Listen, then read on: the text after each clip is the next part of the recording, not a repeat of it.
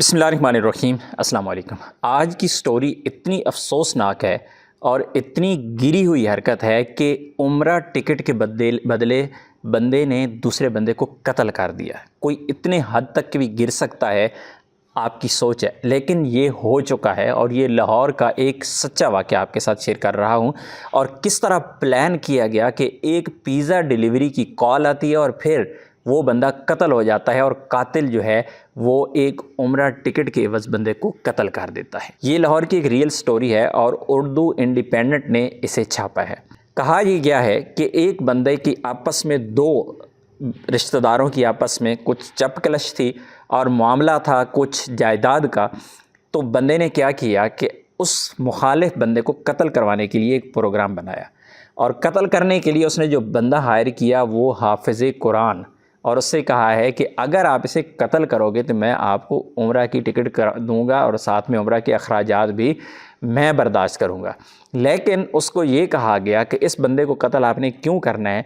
कुछ उस पर इल्ज़ामात लगाए गए कि ये बंदा जो है कुछ ऐसे बेहुदा आदतों में मुलव्वस है, कुछ ऐसे उसके मसाइल हैं, एक बेहुदा सा उसके ऊपर इल्ज़ाम लगाया गया। बाज़-औक़ात आप ख़बरों में सुनते हैं या देखते हैं कि किसी पे तौहीन का कोई इल्ज़ाम लगा दिया कि अल्लाह ना करे किसी ने भी किसी ऐसी तौहीन कर दी कि इस्लामी लिहाज से जो मुजरिम करार पाता है, ऐसी भी कोई तौहीन नहीं थी, बल्कि एक बेहुदा इल्ज़ाम लगा के कि ये बंदा ये गैर शरई हरकतें करता है, इस वजह से आप इसे कत्ल करो और मैं आपको उम्रे पे भेजूँगा।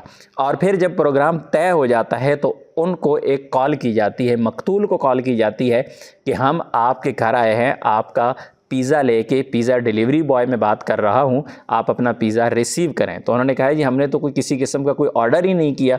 उन्होंने कहा आपने ऑर्डर किया हुआ है, लेकिन फिर थोड़ी सी बात पे कॉल बंद हो जाती है। फिर दोबारा कॉल की जाती है कि भाई आपके गेट पे खड़ा हूँ, आपने पिज़्ज़ा लेना है नहीं है ना, बाहर आओ मैं वेट कर रहा हूँ।